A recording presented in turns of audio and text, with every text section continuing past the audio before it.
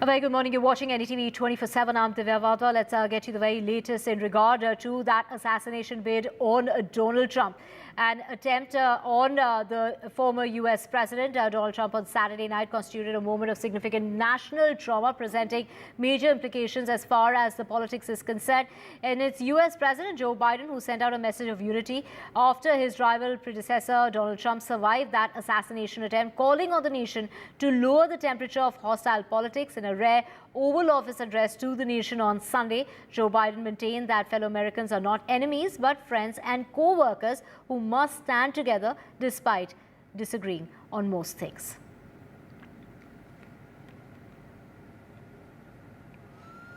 My fellow Americans, I want to speak to you tonight about the need for us to lower the temperature in our politics. And to remember, while we may disagree, we are not enemies. We're neighbors. We're friends, co-workers, citizens, and most importantly, we're our fellow Americans. We must stand together. Yesterday's shooting at Donald Trump's rally in Pennsylvania calls on all of us to take a step back, take stock of where we are, how we go forward from here. Thankfully, former Trump is not seriously injured. I spoke with him last night. I'm grateful. He's doing well, and Jill and I keep him and his family in our prayers. I think the biggest concern is the one that President Biden raised. America is really on a knife edge of being torn apart. The levels of hatred just run very deep, and we see so much advocacy of political violence. To be honest, virtually all of it coming from the political right. Elected officials, Republican Party officials, including the former president himself, have been essentially advocating political violence. And as President Biden made very clear, this has got to stop. The shooter was himself a Republican, but we should not read a partisan lean into this. We do not know his motives. We do know that elected officials have been advocating political violence and must stop. Yeah, I think what we're seeing is Donald Trump being very much Donald Trump by pushing ahead and obviously not trying to make it look like in any way that he has been scared by this particular incident. Defiance is the word. And he's also calling for unity. And I think what we're seeing now, very quickly, both the Republicans and the Democrats, the respective presidential campaigns, trying to get back to normal, but attempting to lower the temperature just a bit. While Donald Trump is already here in Wisconsin, although we don't expect necessarily to see him at the Republican National Convention until he accepts the nomination on Thursday night, President Biden will be leaving the White House on Monday afternoon after he does an interview with NBC. He will fly to Las Vegas, Nevada, where he is to appear before the NAACP National Convention on Tuesday. Right, we have my colleague Ghazali joining us to get us more on this. Ghazali, we saw that defiant image of Donald Trump, raising his fist over his head and his bloody right ear, to him carrying on with his plans, whether it's golf on Sunday and now his planned visit to a Republican convention in Milwaukee. Will this really have an impact as far as voters are concerned? Will this assassination bid tilt the voters towards Donald Trump is really the big question. See, the old watchers of American politics and as well as political scientists who keep an eye on America's politics, they say that this was certainly a defining moment when you see Trump escaping that assassination bid and then thumping kind of his fist right there when the Secret Service agents were trying to protect him while the assassin was alive there. So that is certainly going to play with the mind and the emotions of the voters there. And also there will be a marked shift in the kind of campaign we have seen by the team Biden as well as team Trump, because Trump was intended to criticize Biden for his policies and all in his during his campaign, his speeches, but now he has said that he'll rewrite his speech because now he's also calling for the unity of the country. Meanwhile, Mr. Biden also addressed the nation saying that we should go down the road of political violence, and he also conveyed to his countrymen that political violence and division of opinion or difference in opinion doesn't mean that one should get aggressive or to convince the other party. So the kind of political campaign which you will see from here onwards, both the candidates will try to milk it politically. Trump will certainly do it because most of the observers say that perhaps this is going to tilt the voters in his favor since he has survived an assassination bid. And also the Trump's team has also been accusing President Biden and his team for all the political rhetoric against Biden, which led to this violence. So this is a time to ponder by both the parties whether political rhetoric is also leading to poll violence, and this has been one of the most serious attempts of assassination on a former US president as well as a presidential candidate, Mr. Trump. Right, Ghazali, so, some would say that both the candidates, as far as the presidential election, which is going to take place in November, both were, many would say that both were very unpopular candidates for this particular elections. But after the debate, there were many, including Democrats, wanting Joe Biden to bow out of the election and have someone else replace him, including, his good friend George Clooney there, saying that it's time for him to, just leave the election. Would you say that that defiance of Joe Biden was fueling into Trump's chances getting better at the elections? See, this particular incident, this assassination bid has certainly given an impetus, surprisingly, to both the candidates. We saw Biden's tenure putting a global conflict at the center stage under his tenure. We saw Russia and Ukraine war, which has been going on for the last 3 years. Middle East is on the boil. His domestic policies have been under criticism. And above all, while we were nearing to the presidential election time, we saw how questions were raised over his mental health, over his physical health as well, that how Mr. Biden was seen calling Mr. Zelensky as Mr. Putin. And then similar such incidents have been reported 72 to 96 hours before this assassination bid. And his own supporters, even Mr. Clooney, one of the top donors to his party, he also suggested that perhaps Mr. Biden should pull out of the race and nominate somebody else. But after this incident, Mr. Biden has addressed the nation, is called for the unity in the country, asking people not to go for poll violence. So certainly that has also given him a kind of confidence that he is there to stay or he is going to fight the elections. But how this will impact Trump's popularity, because Trump will certainly use it for political mileage. He has also gone on to say that God saved him. So those kind of statements will also play in favor of Mr. Trump, and we still have a couple of months before the United States goes to polls. So certain events and series of events here afterwards will decide the fate of both the candidates. Right, and this assassination bid will also form a part of the debate which is expected in September, the second debate before the presidential elections. Thank you so much, Ghazali, for joining us with those details. Now, NDTV also spoke with the CIA officer Glenn Carl, who is giving us details as to what really unfolded at the time of that shootout. We have with us former CIA officer Glenn Carl. He was also the former Deputy National Intelligence Officer for Transnational Threats. This includes terrorism on the National Intelligence Council in the US. Thank you so much, sir, for making time for us. The attempted assassination represents a glaring failure by the Secret Service, which left the former president exposed to gunfire and a breach of security. That will likely haunt a long-idealized agency that has been repeatedly tarnished by scandal in recent years, many would argue. Would you call this a security failure? Well, it will be called that because the event occurred. Anytime something that is not supposed to happen occurs, then it's characterized and taken to be a failure. So the answer to that is yes. Sometimes, and many times actually, whoever is responsible for a given issue will do nothing wrong, and yet something wrong will happen anyway. But the person is responsible, or the people, or the organization. It is inevitable. We all know the practice in navies that if a ship hits a shoal or something happens wrong, even if the captain had done everything possible, the captain is held responsible. So that will happen no matter what the investigation ultimately finds.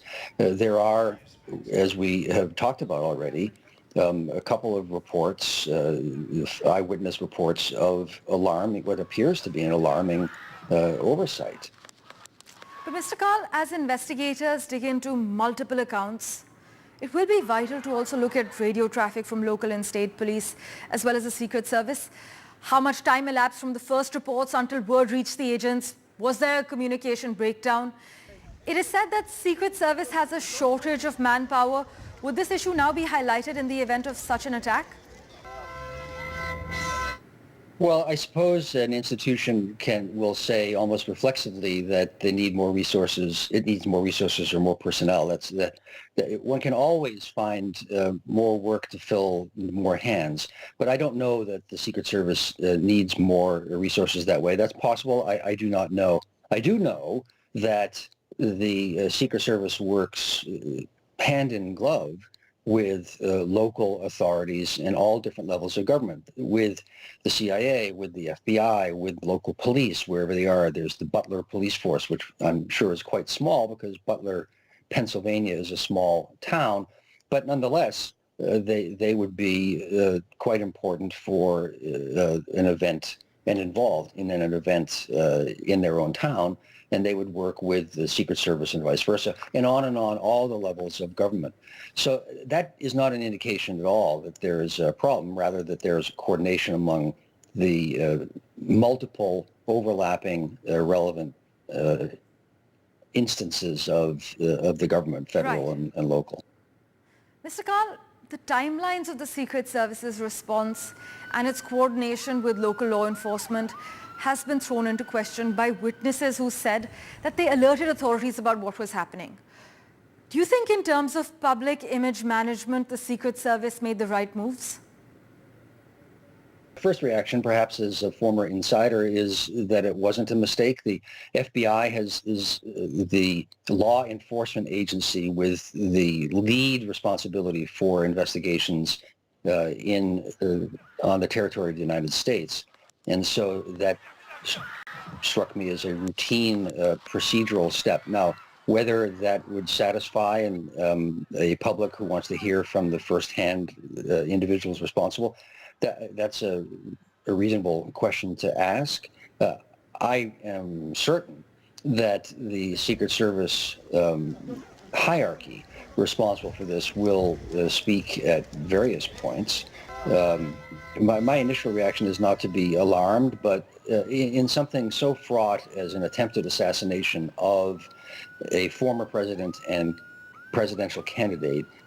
Is it possible to completely secure open rally events like this, though? What would be the changes that you want to see at such big campaign events?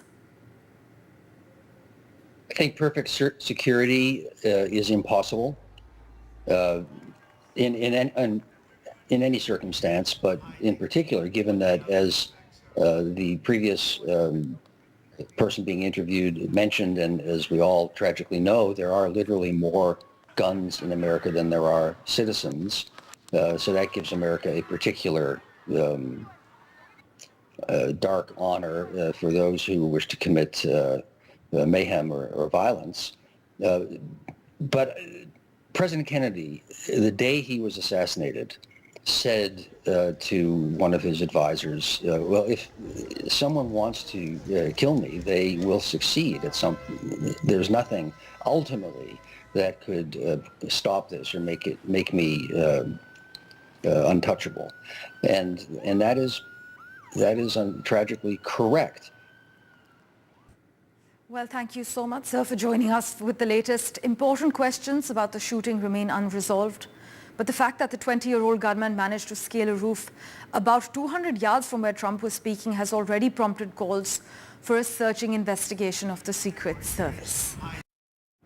So what we know so far is that the investigation has revealed that the shooter acted alone. The firearm used in the shooting was purchased illegally. What firearm was he using? My colleague Ghazali has the details. The AR-15 is a lightweight semi-automatic rifle. From 1994 to 2004, the federal assault weapons ban restricted the sale of the Colt AR-15 and some derivatives in the United States, although it didn't affect rifles with fewer listed features. After the phrase modern sporting rifles to be used synonymously with the AR-15 style was coined in 2009 by the U.S. National Shooting Sports Foundation, a firearms trade association, it was quickly adopted by much of the industry. Promoted as America's rifle by the National Rifle Association of America, their popularity is partially attributable to active restrictions or proposals to ban or restrict them. Thus, they are emblematic as being on the front line of the debate over US gun control. Estimates vary as to how many of the rifles are owned in the United States. The National Shooting Sports Foundation estimated in 2016 that approximately 5 million to 10 million AR-15 style rifles existed in the United States within the broader total of the 300 million firearms owned by Americans. Under US law, when fitted with a barrel less than 16 inches and lacking any rear shoulder support, it is legally considered a pistol as opposed to being a short-barreled rifle and is described as an AR-15 style pistol. Beginning in the 2010s, AR-15 style rifles became one of the most beloved and most vilified rifles in the United States, according to the New York Times. The rifles have gained infamy due in part to their use in high-profile mass shootings. So AR-15 rifle is what was used by the shooter, while many questions remain unanswered from how did the shooter manage to get on a rooftop within such close proximity to what really was the motive behind the attack. And also it's Trump's defiance in those images with his fist raised over his head and his bloody right ear to him carrying on with his plans is something that will perhaps define his career. But the big question being, will this assassination bid have an impact on the upcoming elections? In an already chaotic presidential election, the assassination attempt on former President Donald Trump at a rally in Pennsylvania has enraged his supporters, paused the Democratic campaign, and heightened concerns over political violence leading up to the November elections. The extraordinary photo of Trump just moments after the shooting with blood on his face and fist in the air will not only alter the course of the upcoming presidential elections, but also possibly redefine his election campaign. Just earlier this year, Trump had vowed to the National Rifle Association that if he were to be elected, he would reverse gun restrictions put in place by the Biden administration. At present, Pennsylvania does not require a proof of ability to handle or purchase firearms, and the Pennsylvania court has also removed restrictions on young adults to openly carry guns during an emergency. The Republican Party has been reluctant to back gun control measures, but considering the attack on Donald Trump's life, experts have suggested the Trump campaign revise their stance on gun control and safety. The shooting could also garner sympathy for Trump, who is confirmed to attend the Republican National Convention as scheduled, despite the shooting incident and his injury. In a joint statement, Trump's campaign and the Republican National Committee said Trump is doing well and looking forward to speaking at the convention in Milwaukee. The assassination attempt is likely to strengthen Trump's presence and ratings at the convention as he accepts the Republican Party's presidential nominee just days after the attack on his life. Samia Afsar for NDTV.